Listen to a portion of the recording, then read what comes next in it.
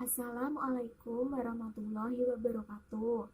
Perkenalkan, saya Refitrika Firkaningtia, Program Studi Pendidikan Guru Sekolah Dasar Universitas Muhammadiyah Surakarta. Di sini saya akan menjelaskan mengenai mind mapping tentang pendidikan inklusi. Yang pertama, saya akan menjelaskan tentang pendidikan segregatif. Pendidikan segregatif ini merupakan sistem pendidikan di mana anak berkebutuhan khusus terpisah dari sistem pendidikan anak normal. Dalam pendidikan segregatif ini mempunyai keunggulan tersendiri, yaitu sarana dan prasarana yang sesuai, komunikasi yang mudah dan lancar, kemudian rasa kenyamanan terhadap anak berkebutuhan khusus, guru dengan latar belakang pendidikan yang luar biasa. Kemudian dalam pendidikan segregatif juga mempunyai kelemahan, yaitu sosialisasi terbatas, kemudian bebas bersaing, kemudian mahal dan banyak fasilitas yang spesialis dan spesifik untuk menunjang proses pembelajaran pada anak berkebutuhan khusus. Kemudian saya akan menjelaskan mengenai pendidikan integratif, di mana anak berkebutuhan khusus sekolah di reguler, tetapi masih ada perbedaan antara anak berkebutuhan khusus dengan anak normal. Dalam pendidikan integratif sendiri mempunyai faktor penghambat, yaitu adanya pemikiran dikotomi terhadap ilmu agama dan iptek. Yang kedua, banyak praktek pendidikan yang bersaing tidak seimbang antara pendidikan kognitif, afektif, dan psikomotor. Kemudian dalam pendidikan integratif juga mempunyai keunggulan. Yang pertama, kesadaran akan pentingnya ilmu agama dan iptek. Kemudian pendidikan integratif juga mempunyai faktor pendukung, yaitu kesadaran akan pentingnya ilmu agama dan iptek. Yang kedua, memperhatikan kebutuhan dan kepentingan peserta didik. Jadi di sini juga saya akan menjelaskan mengenai ABK Tunalaras. Yang dimaksud ABK Tunalaras itu sendiri adalah anak yang mengalami gangguan perilaku, emosi, sosial, sehingga kurang dapat menyesuaikan diri dengan baik terhadap lingkungan keluarga, sekolah, maupun masyarakat. Kemudian faktor yang mempengaruhi ABK Tunalaras ini adalah karakteristik kepribadian. Anak yang menderita gangguan perilaku ini pada masa kecilnya seringkali mengalami gangguan dalam hubungan sosial yang disebabkan oleh banyak faktor. Yang pertama, pola asuh dari keluarga mungkin kurang nyaman dan salah dalam memberikan rasa kasih sayang kepada anak tersebut. Yang kedua, anak tidak percaya diri ketika bergaul dengan teman sekolahnya atau teman lingkungan rumahnya. Kemudian ada faktor yang mempengaruhi lainnya, ada temperamen dan karakter. Anak yang mengalami gangguan perilaku ini memiliki temperamen yang keras yang disebabkan oleh faktor genetik. Jika orang tua dan pengasuh belum siap dalam menghadapi anak tersebut, maka akan mengganggu proses perkembangan anak tersebut. Kemudian ada metode pembelajaran peserta didik tunalaras. Itu metode pembelajarannya ada ceramah, pemberian tugas, kemudian diskusi, simulasi. Guru membutuhkan metode tersebut untuk menunjang proses pembelajaran peserta didik tunalaras agar mencapai tujuan dan proses pembelajarannya itu efektif dapat diterima anak tunalaras tersebut. Kemudian ada materi pembelajaran.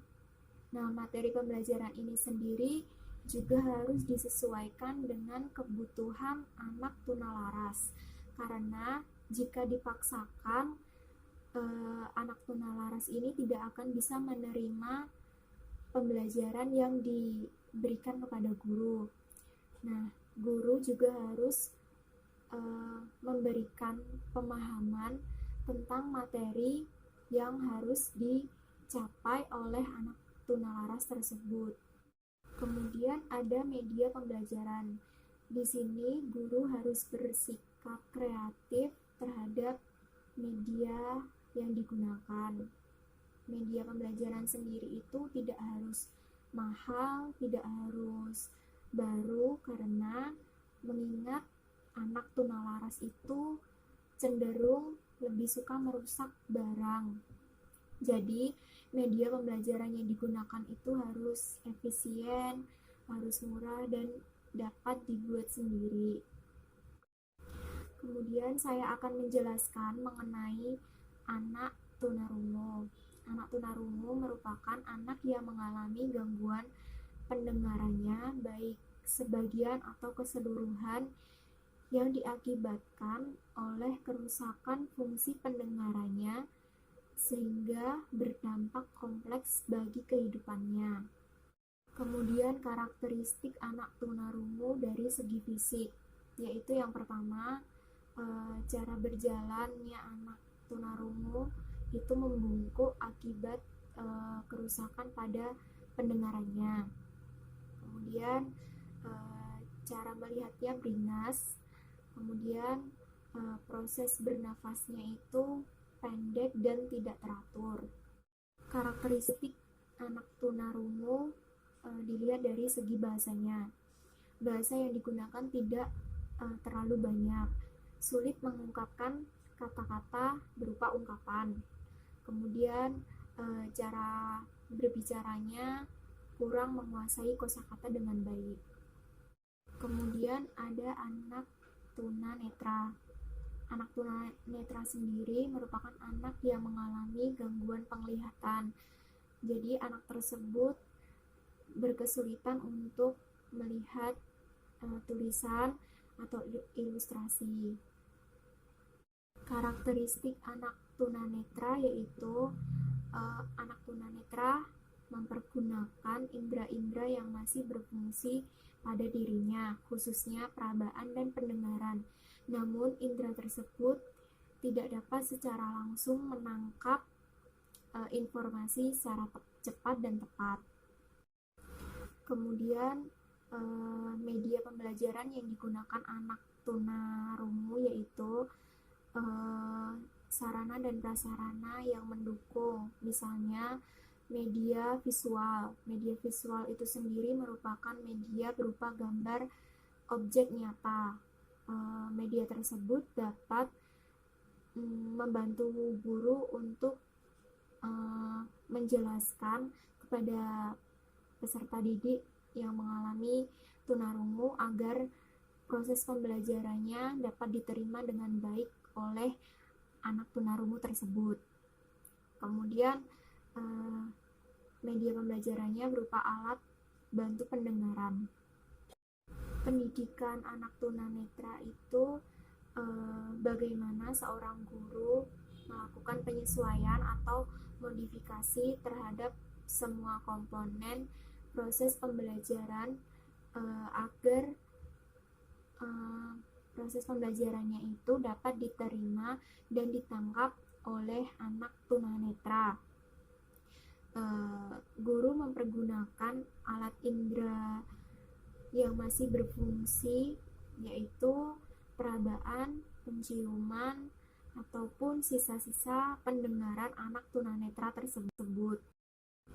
Kemudian ada anak lambat belajar. Lambat belajar merupakan suatu gangguan di mana anak yang mengalami keterlambatan dalam proses perkembangan mental, serta anak yang memiliki IQ sedikit di bawah normal, yaitu 70-89. Maka dari itu anak membutuhkan waktu yang cukup lama serta pembelajaran yang diulang agar proses pembelajaran dapat diterima sedikit demi sedikit oleh anak tersebut, baik secara akademik maupun non-akademik. Faktor yang menyebabkan anak lambat belajar yaitu keterbatasan orang tua dalam memberikan bimbingan anak di rumah. Misalnya dalam proses pembelajaran di rumah, siswa kurang diperhatikan oleh orang tuanya karena minimnya pendidikan yang diterima oleh orang tua.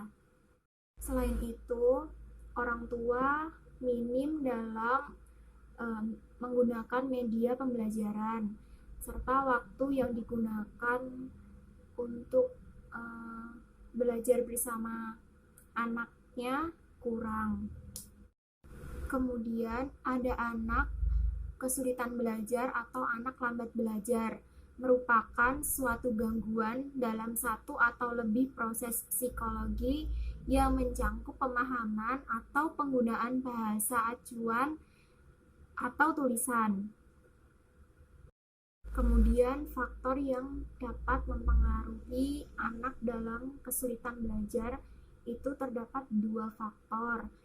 Yang pertama, faktor internal itu mencangkup bahwa anak itu mungkin sedang sakit, sedang tidak fit, kemudian minat belajar sangat rendah, tingkat pembelajaran dalam mata pelajaran juga sangat rendah. Kemudian terdapat faktor eksternalnya yaitu kondisi ruang belajarnya kurang layak, kemudian peralatan atau media pembelajaran yang digunakan kurang dalam proses pembelajaran. Kemudian anak cerdas istimewa, bakat istimewa merupakan anak yang memiliki kemampuan intelektual yang tinggi serta menunjukkan penonjolan kecakapan khusus di bidangnya berbeda-beda antara anak satu dengan anak yang lainnya.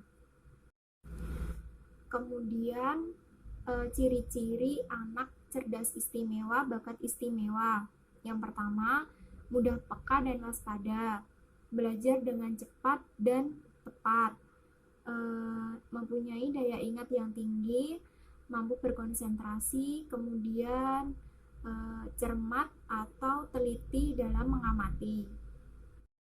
Kemudian ABK autis merupakan gangguan perkembangan pada anak yang dapat mengganggu kemampuan dalam berkomunikasi dan bersosialisasi. Faktor yang menyebabkan ABK autis ini yaitu faktor genetik, ketidakseimbangan kimiawi, kemudian gangguan pada sistem syaraf. Kemudian ada ABK, Attention Deficit Hyperactivity Disorder atau ABK ADHD. Selanjutnya, identifikasi dan asesmen. Identifikasi merupakan kegiatan awal yang mendahului proses asesmen. Identifikasi merupakan kegiatan mengenal atau menandai sesuatu yang dimaknai dengan proses penjaringan atau proses menemukan kasus, yaitu menemukan anak yang berkelainan atau bermasalah, atau proses pendeteksian dini terhadap anak berkebutuhan khusus. Sekolah penyelenggara pendidikan inklusi perlu didukung adanya tenaga pendidik secara khusus untuk menunjang proses pembelajaran serta pembinaan kepada anak berkebutuhan khusus. Tenaga pendidik tersebut adalah guru pendamping khusus, yaitu guru untuk membina dan mengawasi proses perkembangan pada anak berkebutuhan khusus. Kemudian tugas dari guru pendamping khusus yaitu menyelenggarakan administrasi khusus, menyusun instrumen asesmen, menyusun PPI siswa, kemudian mengajar dengan kompensatif. Kemudian desain kurikulum dan pembelajaran. Kurikulum sendiri merupakan dokumen tertulis yang mengandung isi mata pelajaran yang diajarkan kepada peserta didik melalui berbagai mata pelajaran. Sedangkan pembelajaran sendiri merupakan proses guru dalam menciptakan situasi agar siswa belajar untuk mengembangkan potensi, kemampuan, dan kepribadian siswa. Kemudian desain kurikulum bagi anak berkebutuhan khusus, yaitu model duplikasi, model modifikasi, model substitusi, dan model omisi. Kemudian desain pembelajaran bagi ABK, yaitu lebih memperhatikan pemahaman, pengubahan, dan penerapannya. Kemudian ada pembelajaran partisipatif dan kolaboratif. Pembelajaran partisipatif sendiri yaitu ingin menempatkan peserta didik pada peran utama dalam setiap pembelajaran. Artinya, peserta didik diberikan kesempatan untuk mencari informasi sendiri. Sedangkan pembelajaran kolaboratif yaitu memudahkan siswa dalam proses pembelajaran. Pusat layanan klinis yaitu suatu tempat yang digunakan untuk pelayanan yang tujuan utamanya untuk memberikan terapi maupun pendidikan bagi anak berkebutuhan khusus. Selanjutnya, partisipasi orang tua dalam kekuatan pendidikan inklusi. Peran orang tua dalam mendidik anak berkebutuhan khusus juga sangat berpengaruh besar, karena dalam dukungan orang tua, anak tersebut menjadi lebih bersemangat untuk tumbuh dan kembang selayaknya anak normal pada anak lainnya. Sementara itu, orang tua juga memberikan sarana dan prasarana yang memadai untuk membantu proses perkembangan yang akan datang. Selanjutnya, yang terakhir, pemerintah juga menunjang proses pembelajaran pada anak berkebutuhan khusus. Di sini juga pemerintah juga berperan penting dalam pembelajaran ABK. Kemudian sarana dan prasarana juga harus dikembangkan oleh pemerintah, baik berupa perangkat lunak maupun perangkat keras untuk menunjang proses pembelajaran. Wassalamualaikum warahmatullahi wabarakatuh.